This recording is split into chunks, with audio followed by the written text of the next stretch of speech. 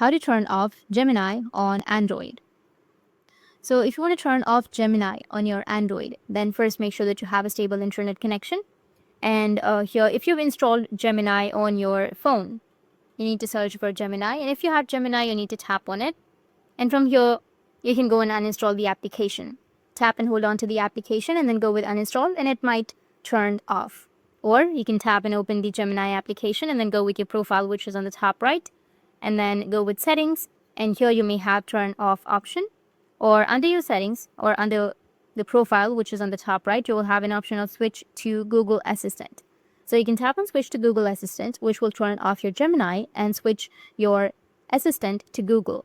Or you can also go back, and in some Android devices, you will have an option to select your digital assistant app from your settings. So go with your settings, and under settings, you need to search for assistant.